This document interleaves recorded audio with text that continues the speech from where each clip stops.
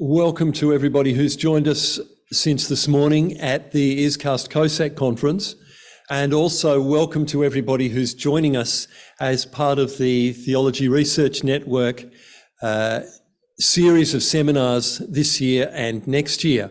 So today we have a combined, if you like, those two networks are combining to hear from Andrew Sloane, who is an ISCAST fellow.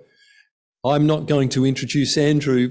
I'll just hand over to Neil Ormerod, who's one of the key movers and shakers in the Theology Research Network, based at the Sydney College of Divinity. But before I do that, I'd like to correct my omission this morning. As some people mentioned, it would be good to acknowledge the history of our country. The history of Australia. It has a long history, well over 200 years old. We're on land that has the Wurundjeri people have been traditional custodians of this land, and I think that we all recognise that the history of the colonisers with the Indigenous people has not been a happy one. We recognise that, and we recognise the traditional custodians of this land. So now I'm going, excuse me, I'm going to hand over to Neil Ormerod, who will introduce Andrew and then our respondent today. This session will be run in two parts. Firstly, roughly an hour of Andrew and introductions, and then we'll have a short 10-minute break, and then we'll come back for another session taking us up to about 4 o'clock. So Neil, thank you very much for taking over from here. Neil is a long time and eminent theologian, Roman Catholic theologian based up in Sydney. And it's my pleasure to hand over to you, Neil. Thank you very much. Very much, Chris. Well, welcome everyone. And this, given we're talking about human enhancement, we're certainly enjoying some technological enhancements today, both with the Zoom meeting and the way in which questions will be raised. It's my pleasure to introduce Andrew Sloane, who I've known now for many years. Andrew works at Morling College, where he's Professor of Old Testament and Christian Thought, and is a member and is a fellow of ISCAST. So he teaches in areas of Old Testament, philosophy of religion, theology of medicine, bioethics, and integration of faith and work. Andrew also has a medical degree, as well as a qualification, a doctorate in theology. So very pleased to welcome Andrew to present his paper, Enhancing Medicine and Should Medicine Be in the Business of Human Enhancement. Before that, I'll also introduce my long-term friend and colleague, Robert Gascoigne. Robert and I worked together at Australian Catholic University, where he is now an emeritus professor, and is author of a number of books on ethics, and particularly the social dimensions of ethics. So thank you both for coming today. So over to you, Andrew. Thank you very much. Thank you. I must say, I wonder if I've done something terrible to Chris to be slotted in the hour of lead after lunch. Whatever it is, Chris, I promise I won't do it again. Thank you, everyone who's here, for giving up your afternoon siesta. I trust there'll be enough here to keep you awake. As you'll soon see, I'll be picking up in some ways from where Megan left off this morning, if heading in slightly different directions. Anyway, let me get to it. At least since the work of Francis Bacon in the 17th century, medical practitioners and researchers have sought to relieve the human condition, to use growing scientific knowledge and technical expertise to treat and prevent disease and ameliorate the effects of injury and disability. We've become so familiar with these interventions, from eyeglasses to prosthetic limbs and cochlear implants, that they've become almost invisible. While there are many questions that can and should be raised about the philosophy of medicine implicit in those aims, it's clear that, broadly speaking, its focus has been on achieving therapeutic and reparative goals. The advent of human enhancement signals a significant shift in the focus of research and the resulting technologies, away from relieving the human condition towards enhancing it. While human enhancement may seem to be a more or less distant future prospect, medical involvement in human enhancement is already here. Cosmetic surgery is, so to speak, the sculpted camel's nose in the tent. For with some exceptions, say post-mastectomy breast reconstruction, its aim is not to repair damage or restore function, but to improve aesthetics, enhancing the appearance of generally functional structures. Whether it's responding to what are seen as the depredations of age or is oriented towards the attaining of a desired aesthetic ideal, it aims not so much at relieving the human condition as transcending it. I'll have some more to say about that shortly. But before I get there, let me spell out what I aim to do in this piece. So I have an interest in both transhumanist futures and theology of medicine. And in this piece, I seek to bring the two together and deal with several theological and ethical questions at their intersection. Now, I won't be exhaustive or attempt to be, and there are many large and important prior questions I will not deal with, or if I do, only in passing, and in as much as the particular questions I want to explore have bearing on them. The main question I will not address is whether human enhancement is theologically and morally permissible or even desirable, or whether it transgresses moral bounds and is incompatible with theological anthropology. Those questions have been discussed at length in the literature, and my interests lie elsewhere. So I'll begin by presenting a brief map of the enhancement landscape, noting the varied interests in physical, cognitive, and moral enhancement and radical life extension. The particular question I want to ask is this: presuming a range of enhancement technologies are feasible and permissible, is human enhancement medicine's business? Now, I'll suggest that before we can determine whether enhancement is or is not medicine's business, we need to understand what medicine's business is. And that, I would suggest, requires a clear theological understanding of its nature and purpose. So, having articulated a notion of medicine that sees caring for vulnerable people as central to its nature and purpose, I'll argue that whatever the status of human enhancement as a theological and moral good or ill, or something in between, or a mixture of the two, it should not become medicine's core business. I'll close with some reflections on the role that medicine ought to play in a properly functioning human community and the pressures that exist that tend to corrupt that practice. So, broadly speaking, proposals for human enhancement fall into four main categories and combinations thereof: physical, cognitive, and moral enhancement, and radical life extension. Physical enhancement aims at improving human speed, endurance, strength, and so on, beyond statistical norms and using artificial means, so beyond what sports physiology, for instance, can do. Proposed mechanisms include pharmaceuticals, endogenous or synthetic hormone supplements, physical prostheses, and cybernetics, including perceptual cybernetics, and of course, surgery. Surgical enhancement is already in play, most obviously in the cosmetic surgery industry, but also somatic and germline genetic and epigenetic modification have been proposed as means of enhancing existing persons or future progeny. Cognitive enhancement aims at improving human concentration, memory, language and skills acquisition beyond statistical norms and using artificial means, so beyond what educational psychology, for example, can attain. Again, proposed means to those ends are now fairly familiar, include pharmaceutical agents, either existing or proposed, devices external to the person, including deep brain stimulation, and those implanted, and cybernetics of various levels of complexity. As with physical enhancement, somatic and germline genetic and epigenetic modification have also been proposed as means of enhancing existing persons or future progeny. Similar mechanisms have been proposed for moral enhancement, which aims at enhancing or enforcing desirable traits and thought patterns, perhaps virtues, and limiting or blocking undesirable traits and thought patterns, perhaps understood as vices.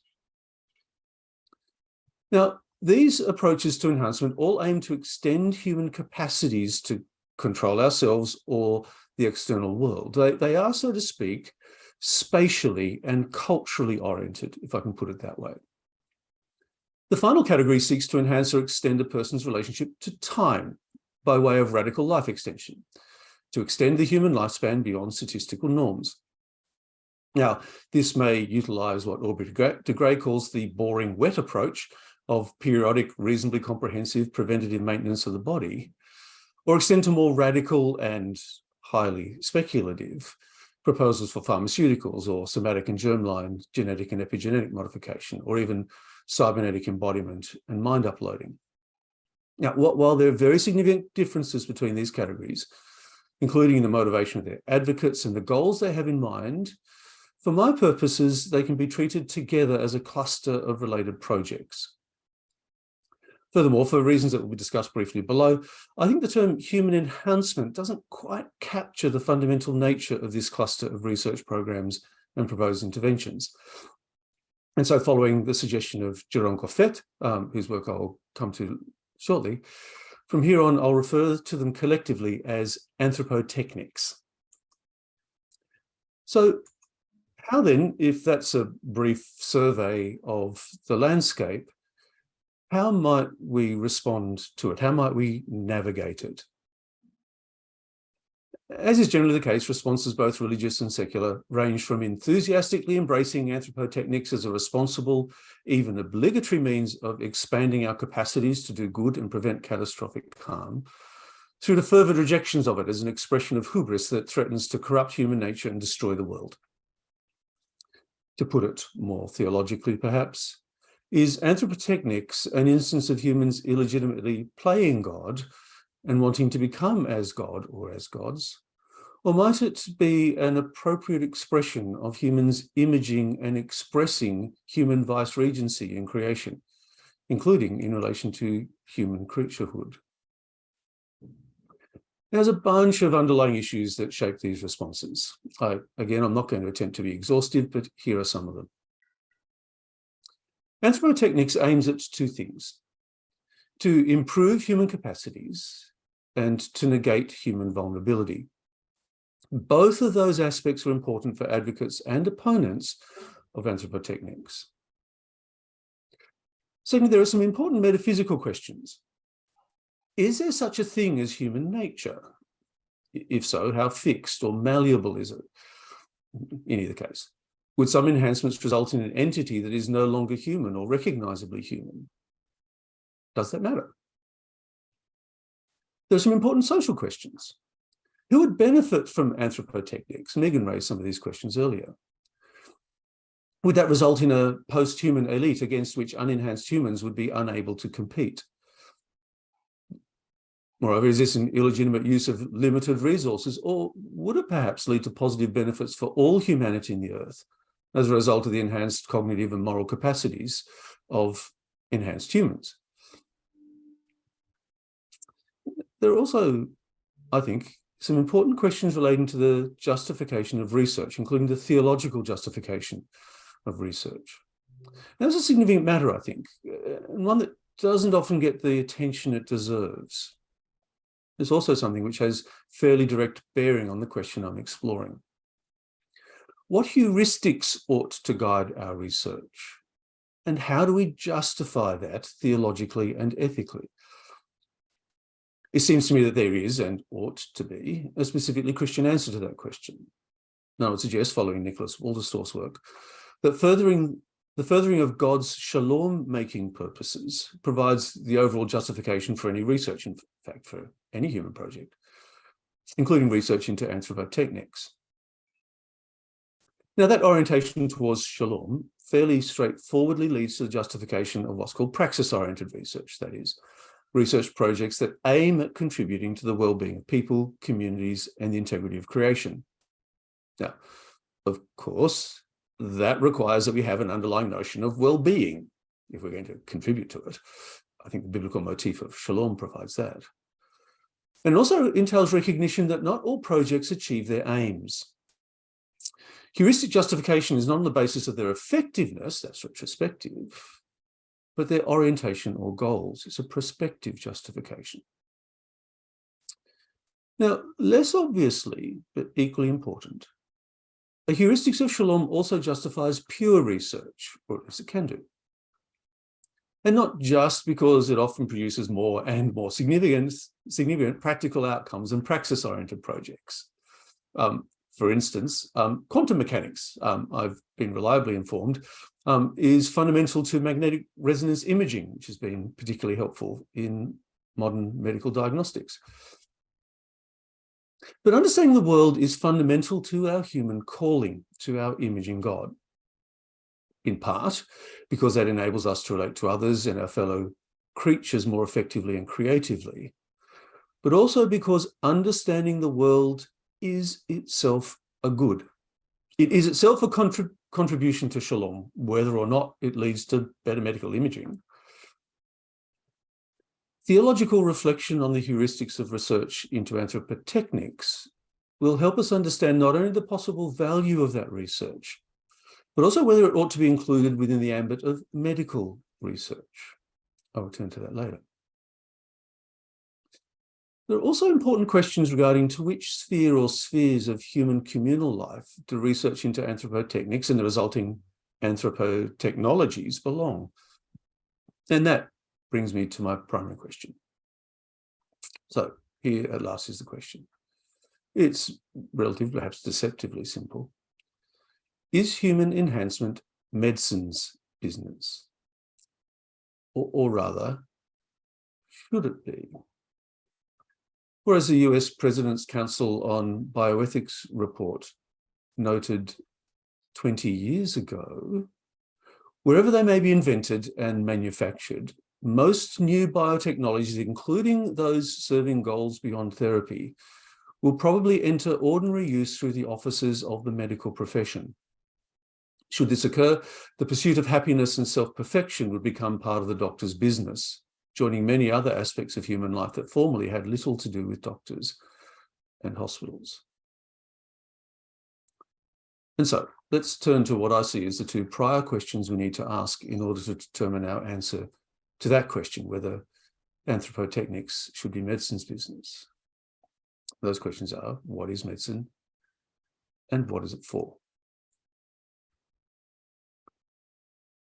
Now, in Vulnerability and Care, a book I published a few years ago, I gave a detailed outline and justification of a particular theology of medicine, which seeks to make sense of medicine as a social practice and present a normative account of it in light of Christian understandings of human personal and social existence.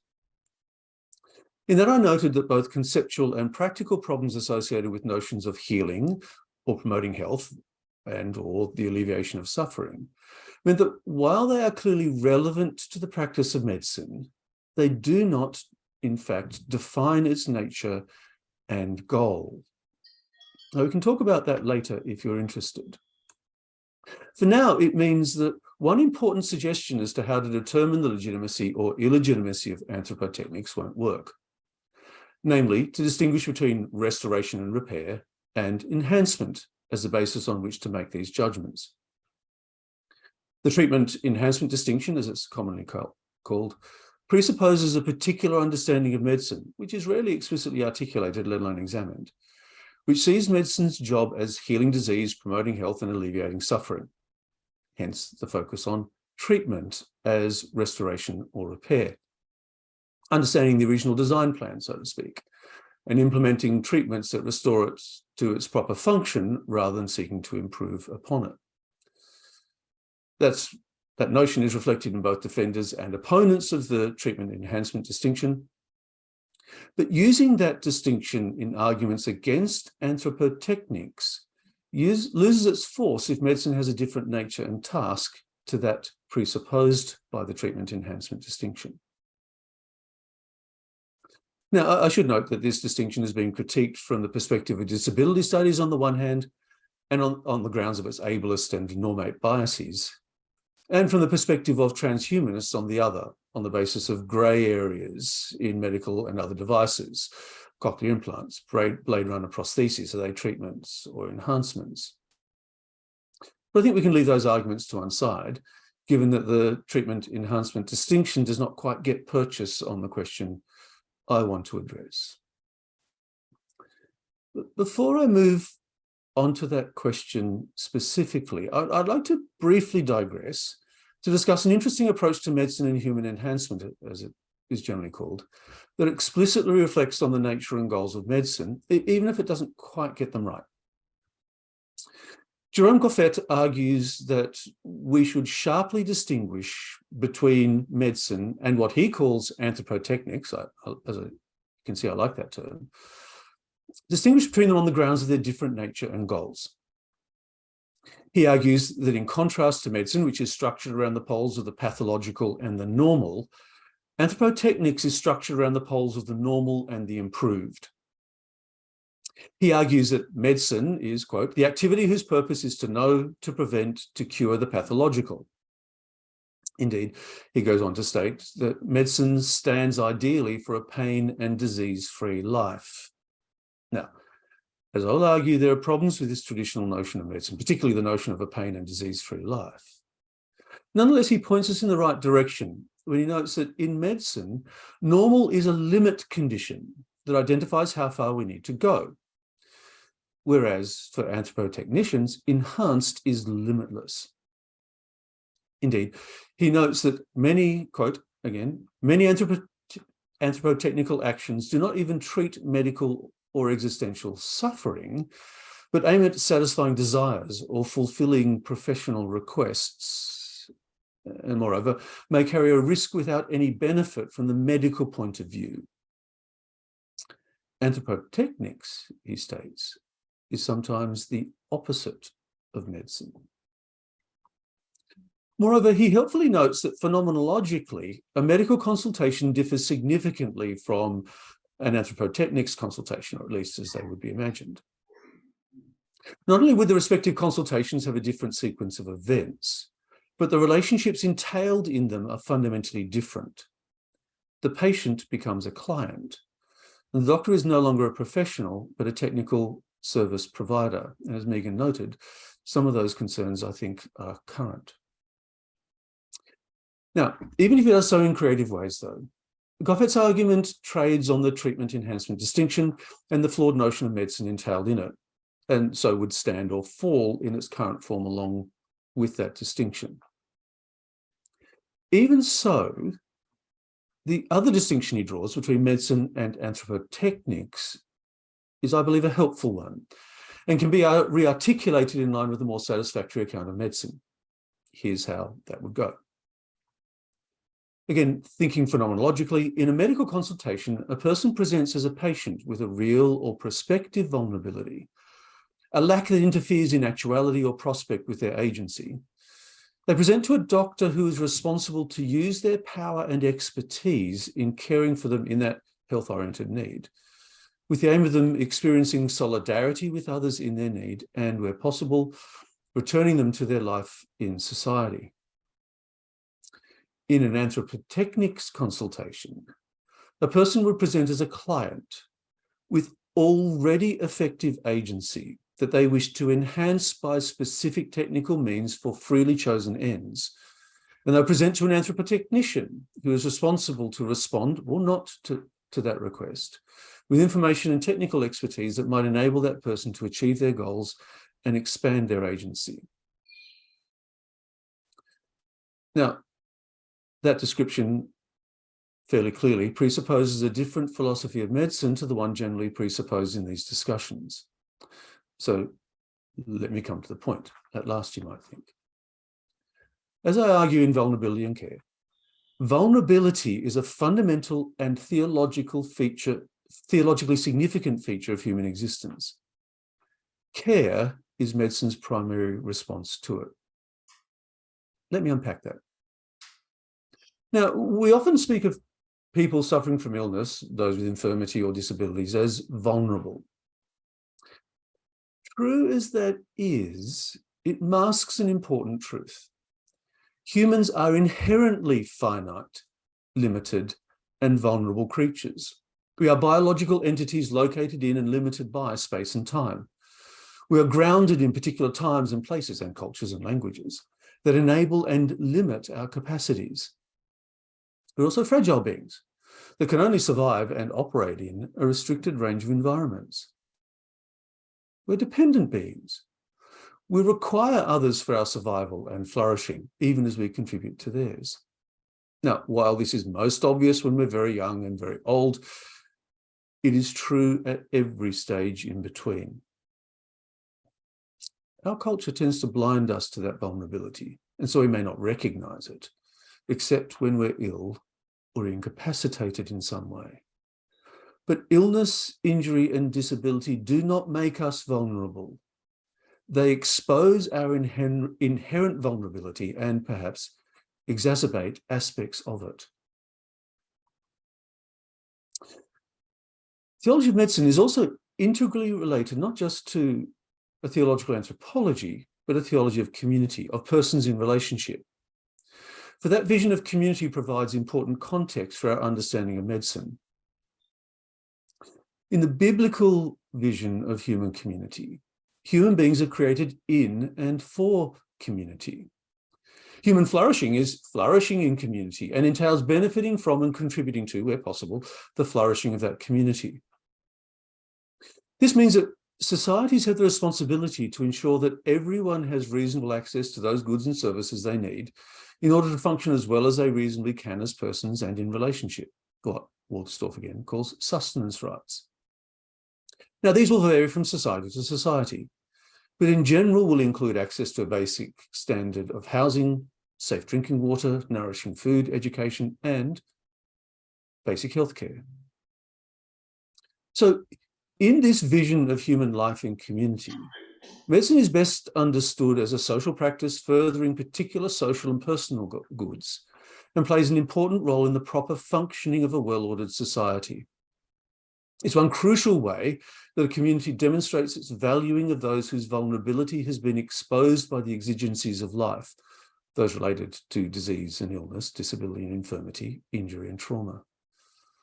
Rather than abandoning them, though, to isolation and neglect, a properly ordered community ensures that they are treated with dignity, independent of their utility, and provided with a level of care aimed at doing what we reasonably can to sustain them as persons and return them where reasonably possible to a reasonable level of relational functioning. Now, if you've been attentive, you'll have noticed a lot of reasonables there. That's intentional, not sloppy theology, or at least I don't think it's sloppy.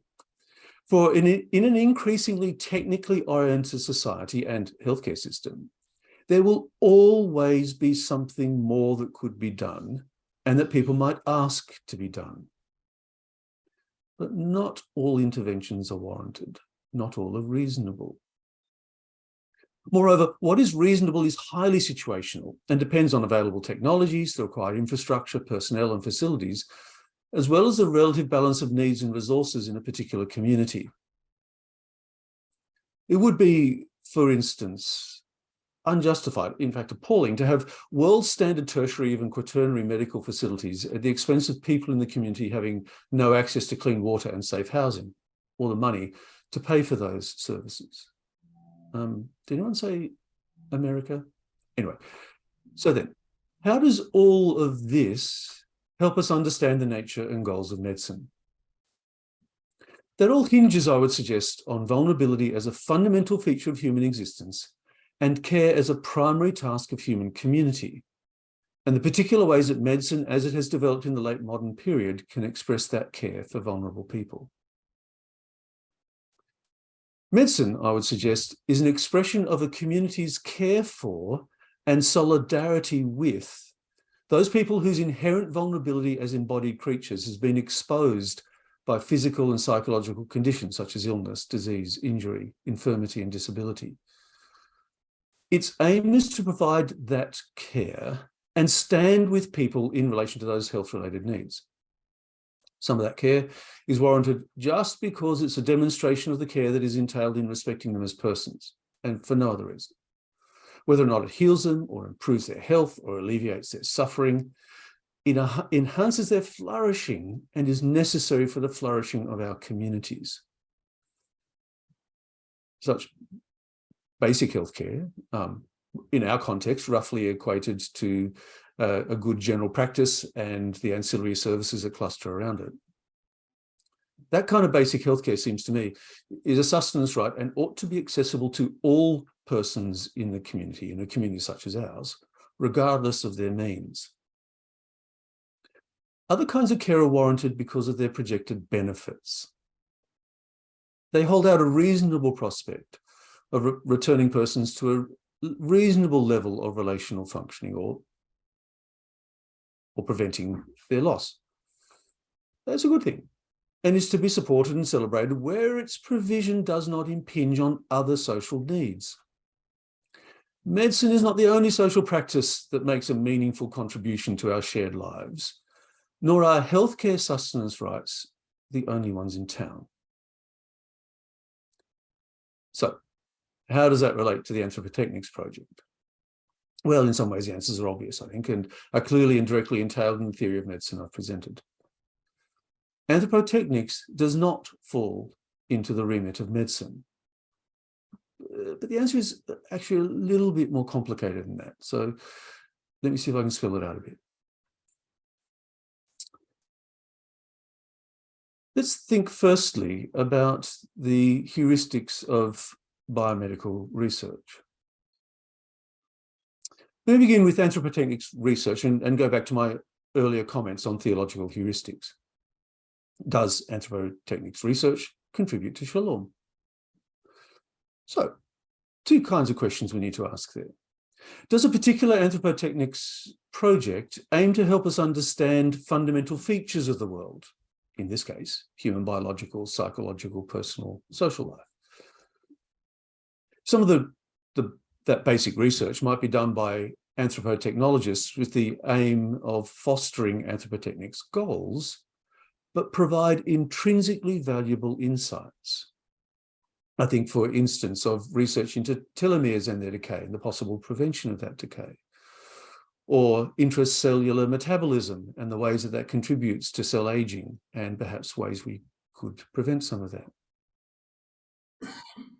Given that this may give important insight into fundamental biological processes with or without possible therapeutic applications, it may well be warranted, and warranted as part or allied with medical or biomedical research. Now, research of that kind still needs to be balanced with respect to those fundamental aspects of biology that have bearing on the most significant healthcare needs of the global population, not just the affluent West. Here, interestingly, questions of pure research shade into praxis-oriented research, which is not surprising given that life extension is a key motivator for the kinds of research I've mentioned.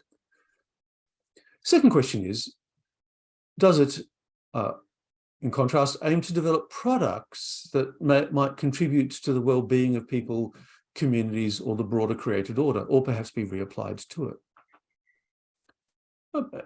Perhaps. So research, for instance, that aims to extend human vision further into the electromagnetic spectrum might be repurposed to provide sight to the blind. Similarly, research into brain-activated devices might be purposed or repurposed for use with people with physical disabilities, and we've seen some work has been done along those lines. Here it's important to recognise the unintended benefits of technical advances as well as their limitations and possible harms. In relation to that, we need to be very careful about the implications of anthropotechnics for our understanding of disability and our response to people with disabilities. The normate assumptions in much of this research are pretty clear, I think. Are they not? Nonetheless, given the range of practical needs that need to be addressed and the relative benefits or limits of the benefits of the technologies we've been talking about, I have questions about the utility of those lines of research in comparison to others, especially given the very great utility of addressing infectious diseases, particularly those of children, in reducing the global burden of health. Research, say, into temperature-stable vaccines, like the mRNA vaccines against COVID are not, that are easily deliverable in low or middle income countries. Nonetheless. Moreover, given that I'm here discussing anthropotechnics research, which may or may not have medical applications, much of it might be legitimate research. I find it hard to see how much of it would be legitimate medical research. But what about treatments? Should anthropotechnics play a role in medical care? Now, it's important to recognize at this stage that all such therapies are highly speculative. I remember the hype surrounding stem cell therapies a decade or so ago. I suspect some of you might as well. Indeed, should any of these proposed therapies actually become feasible, they would be, for some time, experimental or research treatments rather than standard care. Now, that is in itself an important point to make, as there are very significant pressures in our current medical marketplace to make experimental procedures available to patients for a variety of reasons, almost as normal therapy. Now, it might sound here as if I've gone back to invoking the therapy enhancement distinction. I'm not. My concern here is not whether there's a line between treatment and enhancement, and if so, on which side does this technology fall? Rather, the distinction I'm seeking to draw is between proposed interventions of unproven or marginal utility that may come at considerable and often as yet unknown risk and expense, as is often the case in the development phase of treatments. Contrasting them with treatments of proven efficacy, known risks, managed costs. Including experimental therapies in standard care plans, even if late in the piece, is deeply problematic, if increasingly prevalent in medicine in our context. And that's something we might return to if you're interested. Now, those questions relate to the more fundamental question of the basis on which any medical care is justified. The same two criteria can be applied to a proposed anthropotechnology as those that are applied to justify medical care. They are these. First, is a particular intervention an instance of basic care that must be made available to all members of a given community as a mark of the respect that is their due as a human creature? I see no grounds on which that claim could be justified. And I think we've seen already a number of reasons it's not. But secondly, perhaps, does it respond to a clinical presentation in which a person's vulnerability has been exposed in such a way as to interfere with their relational functioning? And does it hold out reasonable prospect of a return to a reasonable level of relational functioning without impinging on the provision of care to others? And recognizing the importance of preventative healthcare, on the other hand, does it hold out a reasonable prospect of preventing something that stands a reasonable chance of interfering significantly with the relational functioning of persons in the community, including at a population level, and with a reasonable cost benefit or risk benefit? I see no grounds on which that claim could be justified in relation to anthropotechnics. And I think we've seen a number of reasons it's not. And if that's the case, then medicine should not be in the business of anthropotechnics. And so, whatever the rights and wrongs of human enhancement, and I've not sought to ask or answer that question, anthropotechnics is not medicine's business. Anthropotechnics treats its interventions as commodities to be chosen and purchased by autonomous individuals as means to attain particular life goals. As we see most egregiously in the cosmetic medicine industry, medicine already faces a temptation to see itself as a consumer product, with doctors being reduced from moral agents engaged in an inherently moral practice to become mere technicians, purveyors of another product in late capitalist marketplaces. Incorporating anthropotechnics into the business of medicine would only exacerbate those ills. You may have noticed I use the language, the business of medicine. I use it advisedly and in a deliberately loaded way. First, because we've already seen the corrupting influence of business on medical practice in relation to enhancements of cosmetic medicine, and if you've been watching the news, also in terms of medical and surgical devices in theatres. But second, because in a society come economy such as ours, business interests and government interests for that matter will inevitably impinge on the practice of anthropotechnics should it proceed. Indeed, market and political forces will determine what counts as a desirable trait or ability that is worthy of enhancement. That is, quite frankly, deeply unsettling. Cosmetic surgery, as my chosen harbinger of anthropotechnics, exposes another way in which technology and the market are colonizing human personal and social existence, instrumentalizing and commodifying the body itself. In so doing, it seems to me it renders both the body and the technologies deployed to modify it captive to expressive individualism. The nihilistic will of late modernity rejects the givenness of the body and the limitations and vulnerabilities inherent in embodied existence in space and time, and seeks to render it malleable, subject to the supposed sovereignty of autonomous choice. This is deeply ironic, given the role that the market and commercial interests play in shaping the self-understanding of these autonomous individuals and what they wish to express. For medicine to become yet another instrumentality of the sovereign market is quite simply anathema. And so, after all of this, my answer is fairly straightforward. Whatever we may think about the intrinsic possibility and desirability of human enhancement, what I've called anthropotechnics, is not the business of medicine. Pursuing it would only exacerbate medicine's growing captivity to technological imperatives, market forces, and the commodification and instrumentalization of the body. Far from enhancing medicine, anthropotechnics runs the risk of corrupting it. Thank you.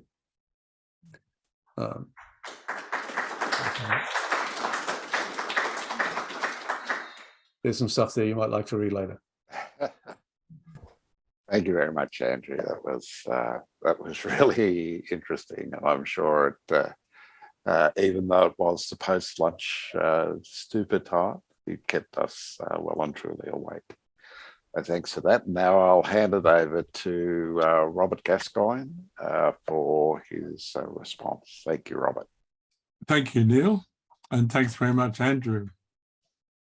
And good afternoon, ladies and gentlemen. I am in essential agreement with Andrew Sloane's fine paper, which carefully and rigorously thinks through a number of fundamental questions to do with the nature of medicine against the backdrop of a biblical vision of shalom.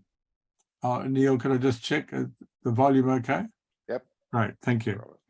He has convincingly argued that medicine is not in the business of anthropotechnics. To come to this conclusion, he has developed a conception of medicine as a response of care to our human vulnerability.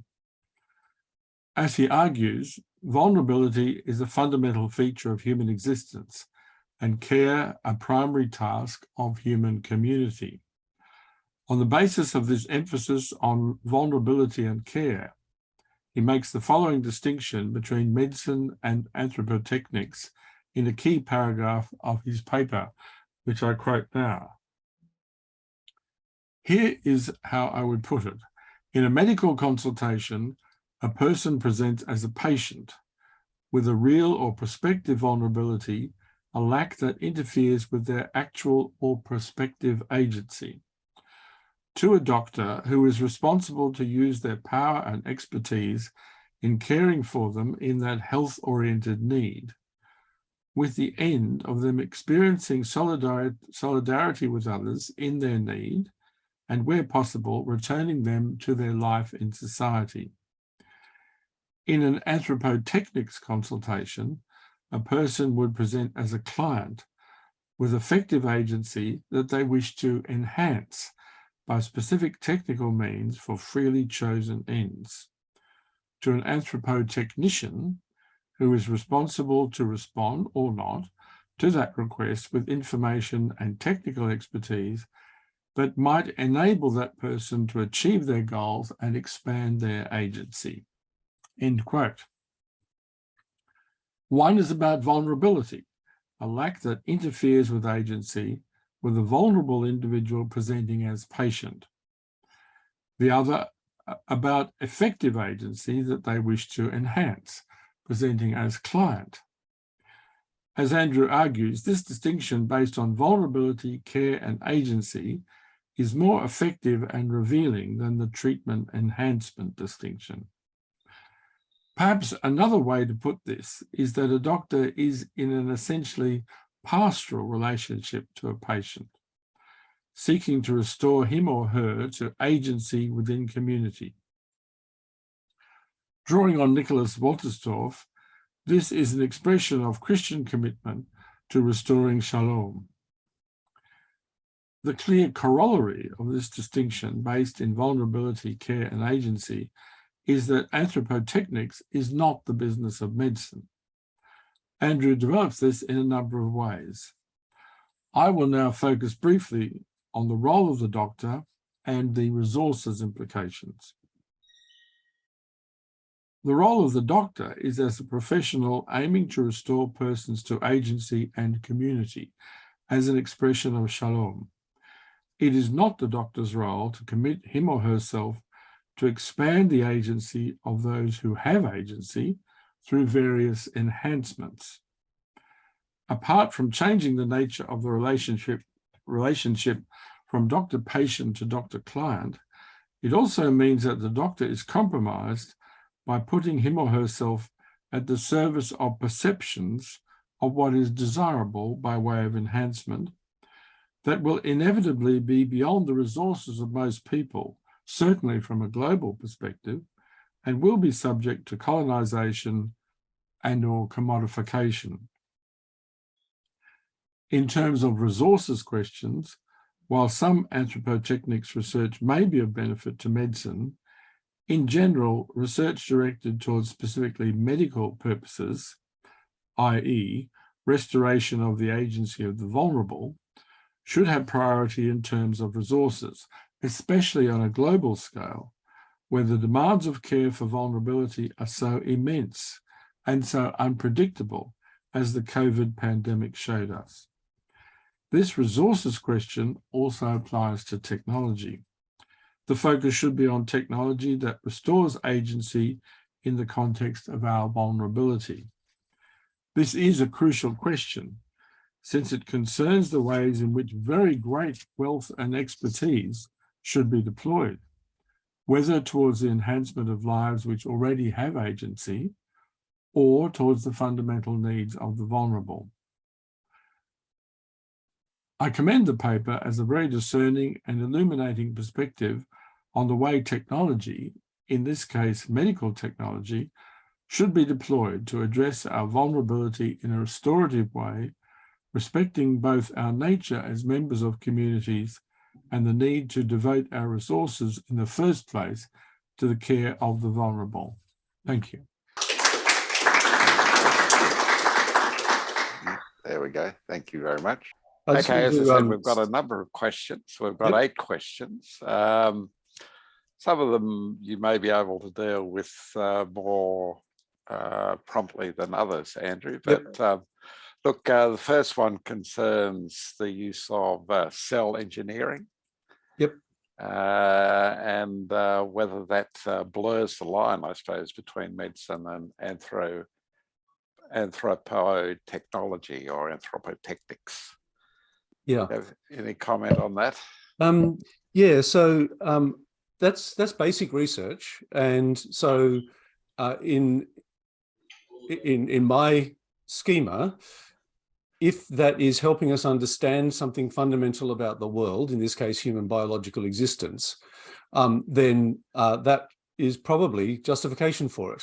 It is not only things that have immediate or any benefit that are worth our time and expertise and resources. Just understanding the world is a good thing to do. So it seems to me that when we're thinking about basic sciences, and that's the kind of stuff that we're talking about there, then we can think about a range of different applications, many of them which might be medical, but basically the idea is to try and understand this feature of the world.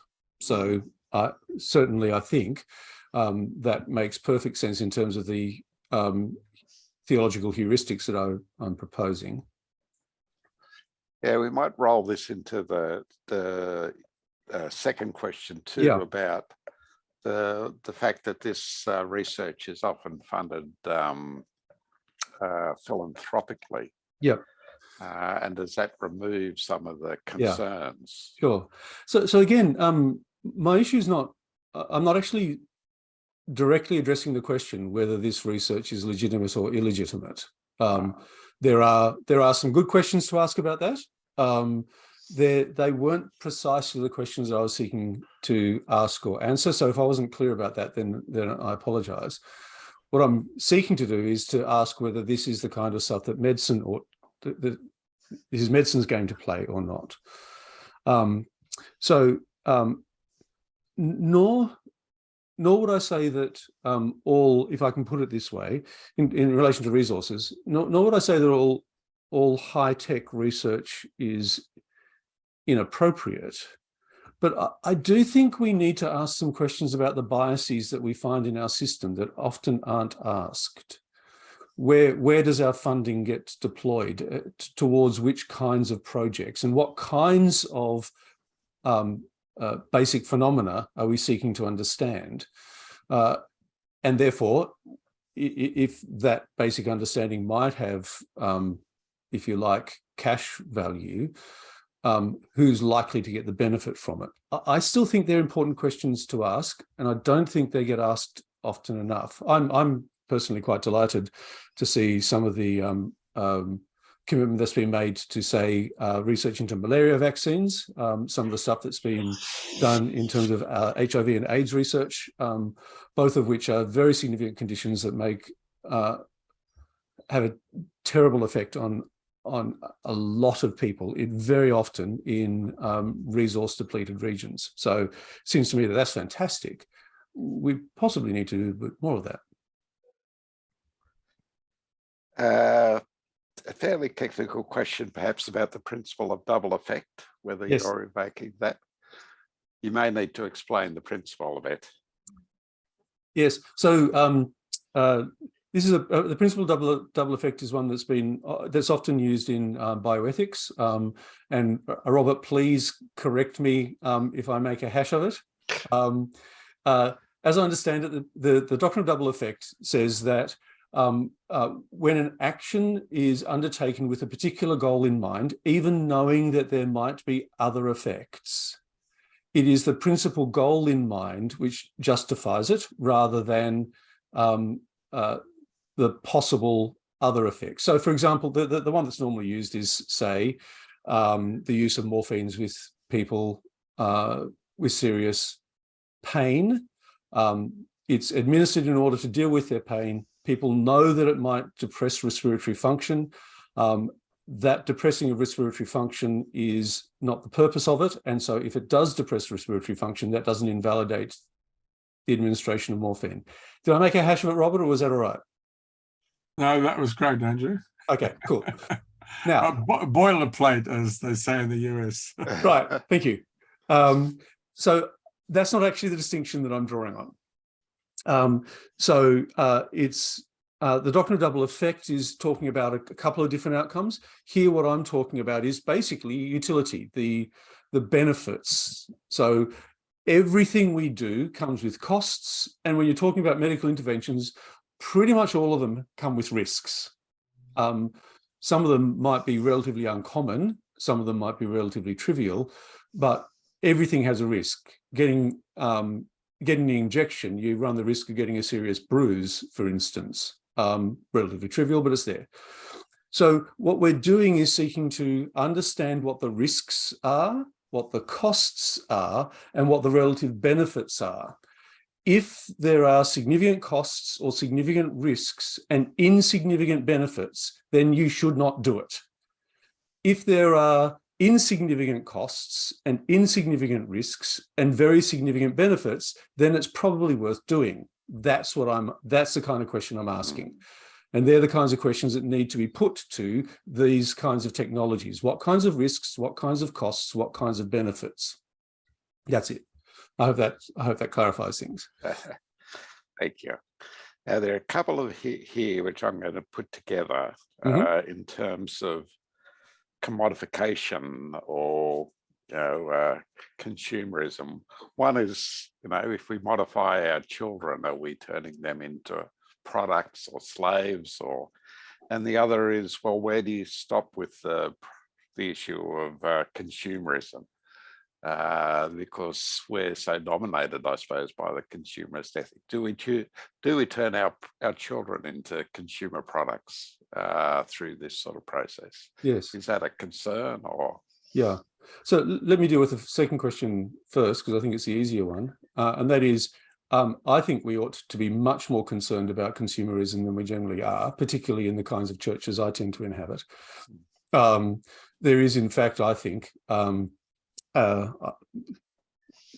there's a kind of Christian consumerism, the kind of Christian capitalist machine almost, I think. But anyway, so I think consumerism is something that we need to pay much more attention to, not just in terms of the ways in which it distorts our character, but also the ways in which it distorts our societies.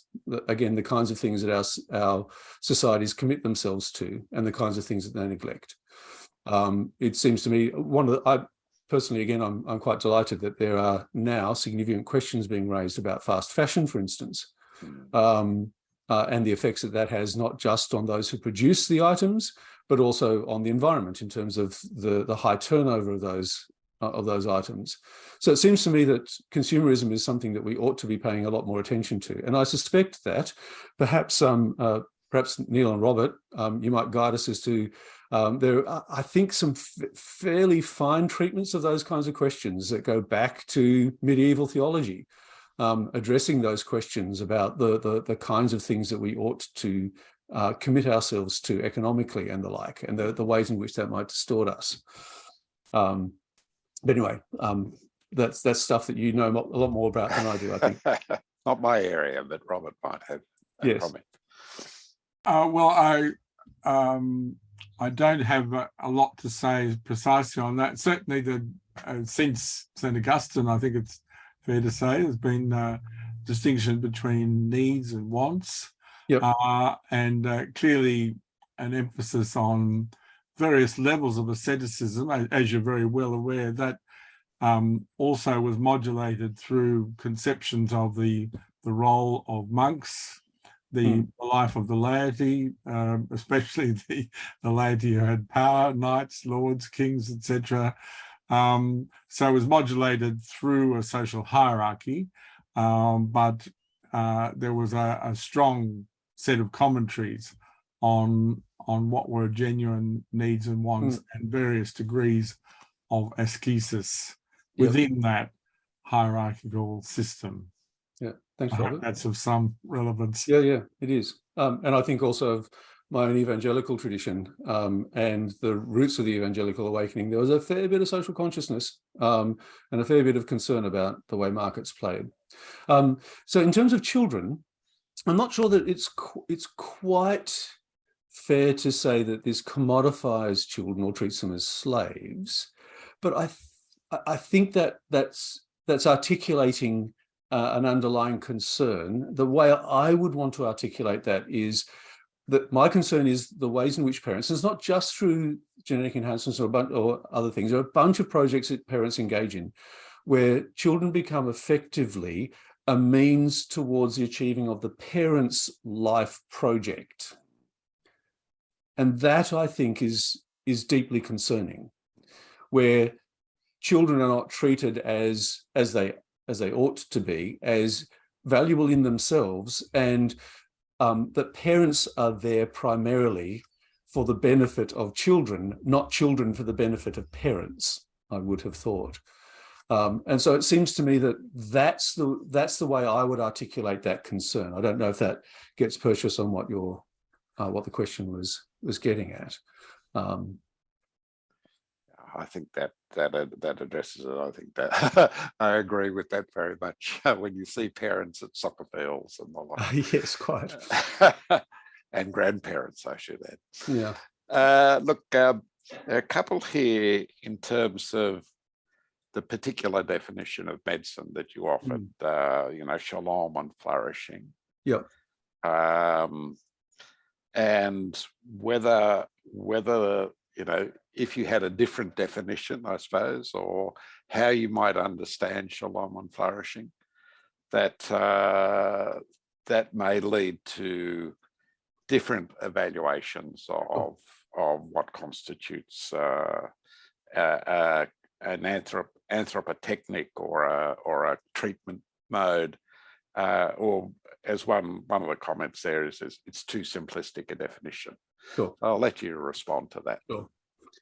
So that's a fairly big question, and I'm sorry to be a bit more than a bit self-referential. I spent a book trying to unpack it, so obviously I won't be able to do that in too great detail now. One of the things that I think we do need to recognise is that an understanding of a complex phenomenon like medicine is deeply enmeshed in a broader understanding of what it is to be human, what it is to be human in God's world, and what it is to be human in the context of communities and a creation. They're not the kinds of questions that I have seen addressed with the degree of focus and rigor that I think they're warranted. So that's basically what I'm trying to do. And it's out of that reflection that comes this broader picture of what medicine is, along with trying to make sense of the unease that not just I as a former doctor, but a number of my medical colleagues have with directions that medicine has been taking. Megan, I think, addressed a number of those in her paper this morning. So it's trying to come to grips with that. Is it too simplistic? Well, sorry, read the book and I'm happy to talk about it later. But the broader understanding of shalom or human flourishing that undergirds it, I think, if you're interested in this, Nicholas Wolterstorff's book, Until Justice and Peace Embrace, it's now 40 years old. I think puts this rather well. There's a little section. Now, I don't normally go around citing pages from memory, but this has been so important for my thinking. It's one of the interludes in Until Justice and Peace Embrace, pages 69 to 72. Where he articulates, I think, a really nice description of what shalom is. And in brief, it's a set of relationships in which persons are in right relationship with each other, themselves, the communities they're in, the world in which they find themselves, and fundamentally God, rightly related in which entails justice, but also entails delight. And so it's a picture of humans in relationship in which they are able to live as the creatures God has intended us to be, in the kinds of relationships that God has formed us for. It's that notion of shalom, which I think undergoes both my understanding of medicine, but also a broader understanding of what it is to live well in human community.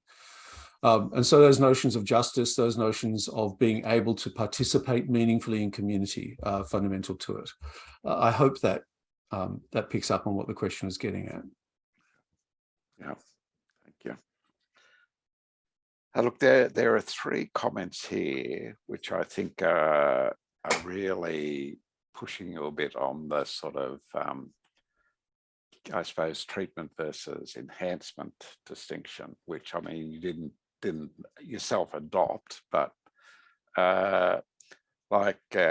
questions about aging, questions about vulnerability to nature and mortality, compensation for disabilities.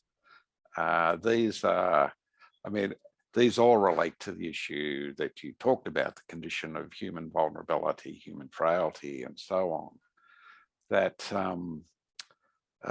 these does this blur the distinction between treatment versus enhancement, where enhancement of existing limitations, I suppose from my point of view, is the line of limitation fixed, or does it change in different circumstances? I think it does change in different circumstances, and again, if I may, I'm not trading on the treatment enhancement distinction. Now, one thing I would want to say is that a lot of the questions around enhancement as to whether medicine enhances somebody's agency trades on the fuzziness of the term enhancement, or more strictly speaking, it trades on the broad semantic range of the word enhancement. Now, one of the things about a word like that is it's got a broad range, but many uses pick out a particular element within it. This actually draws on, for those of you who've done biblical scholarship, you might remember some of James Barr's work on semantics in biblical theology. So one of the things that we tend to do when we use a word is we tend to use it with particularity. So a word might have a range of meanings, but what we will generally do is use it with one particular sense. What I think a lot of the discussion does is illegitimately blur the distinctions that are being made in normal usage of words like enhancement.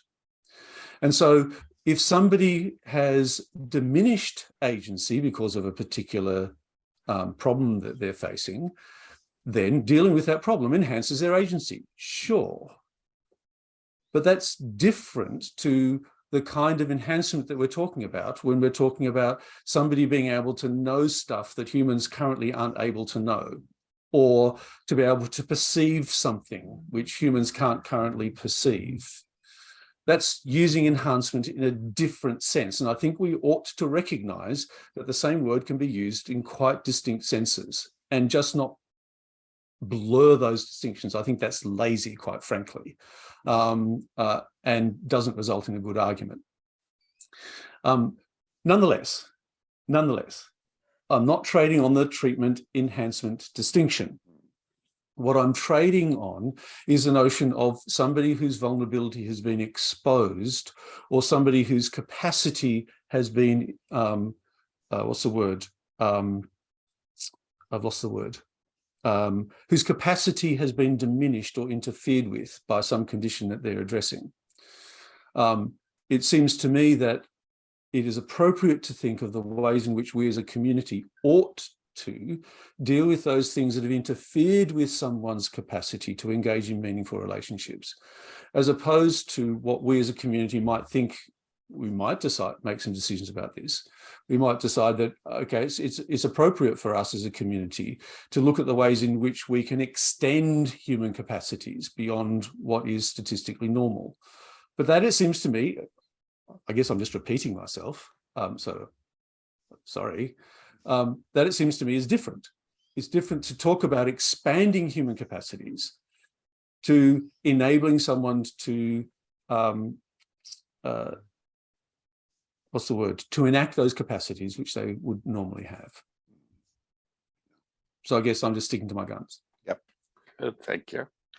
Now there's a question here which in a sense might take us back to Mark Worthing's paper a couple of seminars ago, when Mark was engaging in the sort of science fiction literature. And would your argument hold in a different context, say off-world, if we were to start seeking to explore space? Now, I suppose I might voice my own sort of issue concern here is how the use of technologies can make our reliance on the natural world seem more and more remote and alienate us from that. And the ultimate expression of that alienation is the sort of fantasy that we could go and live in space and just sort of cut ourselves off from that natural order altogether. Yep. What about that sort of scenario, if that scenario is ever to occur, and what would it mean to our understanding of being human? Yeah. If that were the case. So that's a really big, good, and important question. That's not quite within what I was seeking to do in this paper. So this is kind of stepping outside what I was aiming to do today. I'm happy to do that. It might be vague, incoherent, poorly argued, partly for that reason. Look, I think there are some very significant questions that we need to start asking more better than we have been, and they are questions about our relationship with technology. And there have been a couple of papers today already that have specifically asked those questions and addressed them, I think, in quite interesting ways. So I think Andrew Shepherd, if I remember correctly, was picking up on some of Jacques Ellul's concerns about technological society. While Ellul's reflections on the city I don't think are terribly helpful, nonetheless, I think he does have some sharp and pointed things to say about the way that technology has captured our imagination. So it seems to me that one of the things we need to think about is, what is technology? What's it for? What are the goods that technologies ought to seek to foster? And if it's the case, so I think it is the case that fundamental to being human are notions of being located and thereby limited in space and time, located, thereby connected and also limited to the created order of which we are a part. It seems to me that the way you put it towards the end of alienating us from our connection to space and time and our place in the created order, that seems to cut against the manner and purposes of God's creation of us as creatures. And that strikes me as deeply problematic. Does that come to grips with the kind of thing you're talking about? I suppose I'm also thinking ecologically. So thinking ecologically. Right. Yes. That, we live as if the natural order is irrelevant. Right. Yes. Yes. Look, I've got a fairly Robert, I think, wanted to pick up on that. Yeah, Robert. Yes. Thank you, Andrew. Neil, if I may, I think in terms of that whole question of alienation from nature and indeed from planet Earth, we've seen particularly egregious examples in what Jeff Bezos and Elon Musk are advocating in terms of basically leaving planet Earth for greener pastures, as it were. And I must say for myself, I find that extraordinarily concerning, given the situation of humanity, without going into obvious detail about COVID and totalitarianism and so on. For the two of the wealthiest human beings on planet Earth are basically putting their energies into, well, how do we leave planet Earth? This is a particularly egregious example of technology and technology generated wealth going awry.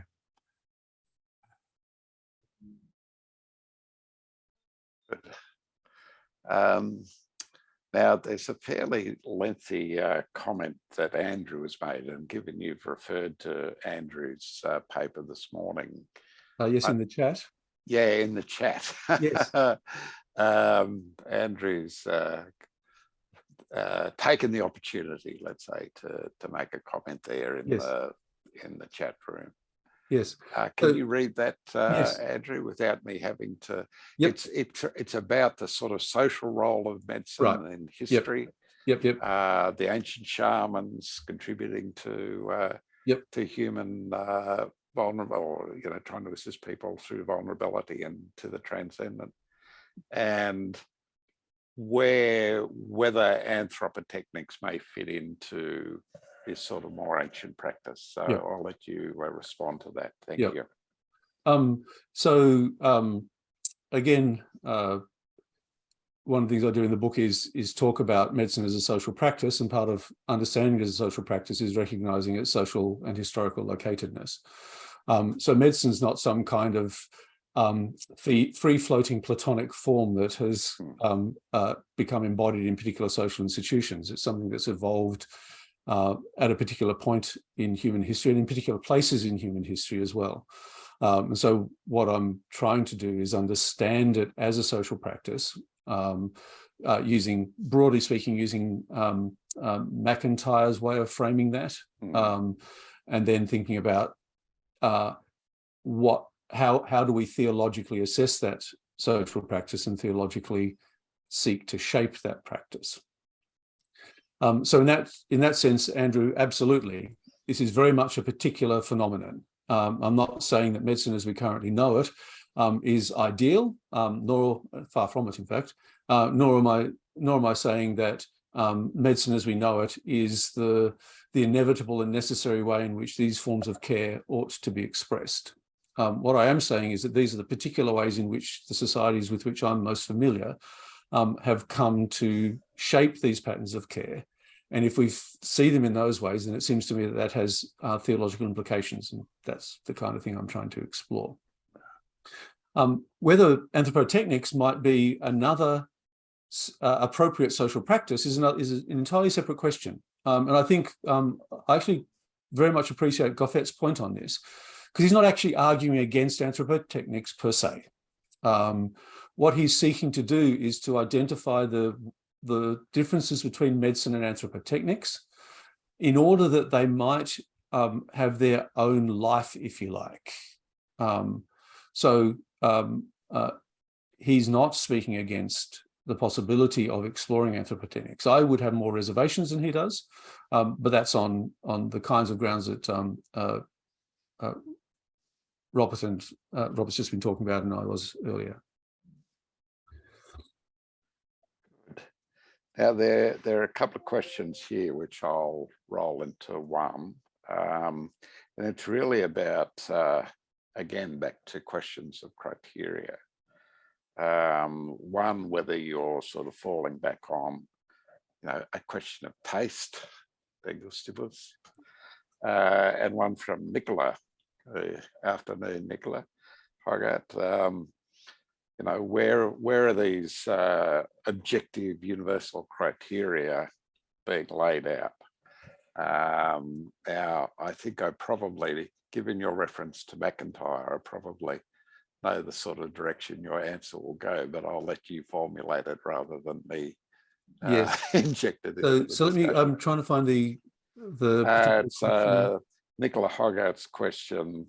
I wonder who's in charge when so-called objective universal criteria are being laid out. What is their position of power in the community? Yes.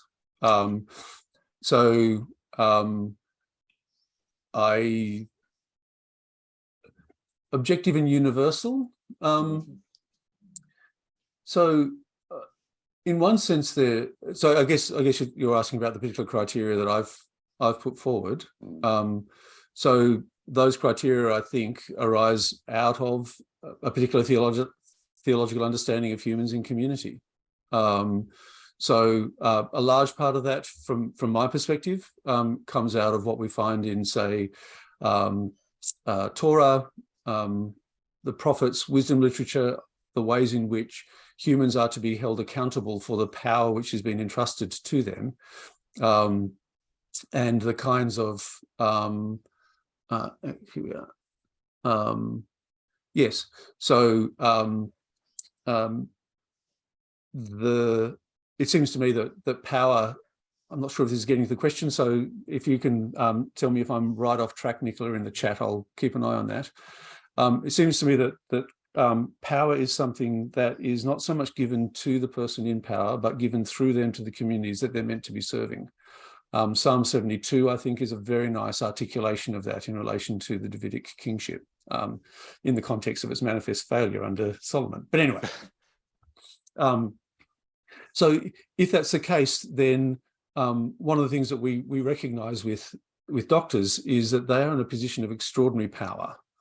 It's a power that has been entrusted to them by a particular community. A community is invested in their education. A community has entrusted them with ridiculous powers, if you think about it, the kinds of things that doctors are allowed to do that nobody else in the community is. Those powers are entrusted to them in order that they might then benefit those who are in need of it. So in terms of that understanding of power, which lies behind, I think, fundamental features of what I think medicine is about, its justification is it arises out of the scriptures, which I see as normative and which fundamentally shape my understanding of the world. Yes, so your follow-up in relation to the powerlessness of people in medical encounters, that's very often the case. One of the things that Megan alluded to this, the shift away from medical paternalism is, I think, to be welcomed. So that one of the things that doctors now are trained to do and sometimes are capable of is trying to listen well to their patients, to understand what it is that concerns the patient, to understand what would be acceptable and not acceptable. But in relation to that, I just think we need to recognize that there is a power imbalance. Pellegrino is very good on this. The inherent power imbalance that exists between a doctor as a person with knowledge and expertise and a patient who doesn't have it. That power imbalance, I think, brings with it a moral demand. Part of that moral demand is to recognize that power differential and to seek to understand what it is that's going to be most beneficial for the patient, listening carefully to them. Does that come anywhere near the money, Nicola? Yeah, I mean, I was thinking too, there's any sort of appeal to objective universal criteria comes up against the particularity, in this case, of the Christian tradition that you're drawing on, and what McIntyre would call traditions of rationality, traditions of moral rationality. Yep. And that these traditions are in conflict often. And at present, we'd be dealing with any number of competing traditions to that Christian narrative that would be making a claim to present quite different criteria. And it is the role of us as Christians to live out those criteria that we see as part of the tradition within which we live. Yep. And face the conflicts as best we can and argue them out as best we can in a sort of competitive environment that we're in. Yep, I would agree. The other point I forgot to make is there's been some really quite interesting work recently in bioethics picking up on the injustice which has been inherent in both bioethics discourse and in much of medical practice. People like Theresa Lysocht and others have picked up on that, and I think it's really important to pay attention to those concerns. There's another question from Nicola about, which I must say the term is not familiar to me, about allopathic medicine being the only conversation partner at this table. Allopathic medicine being.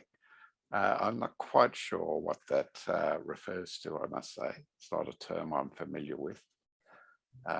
Andrew, are you familiar with that? It's not a term I generally use. Right, okay. Oh, yes. Yes, in relation to homeopathic or osteopathic or other ways of understanding things. Yes. here I'm just fairly. I've seen some of the particularly osteopathic literature. I'm deeply skeptical of a lot of it, I must say. I'm the product of medical education, so if that's a problem, well, please excuse me. But it doesn't seem to me that a lot of the suggestions either make good conceptual sense or have clear evidence supporting their value. And I guess I'm also, when I'm thinking about medicine, I'm thinking about medicine in, broadly speaking, Western scientific medicine. So it is, again, a particular practice. There may be other practices which can be justified in other terms, but I don't think I've got very much to say about that. Good. Look, there are a few comments that I think are just going over issues that we've already raised. Someone has asked particularly, what is a Human Flourishing book now? Is that yours, or is that Nope. No, that's an older one. Nicholas Walterstorff, Until Justice and Peace Embrace. Could you put that in I'll pop that in the chat. I'd like to thank you on behalf of everyone, Andrew, for your paper and your response to those questions, and for Robert for his contribution to the afternoon as well. Much appreciated, and I think we should show our appreciation in the usual way. Thank you.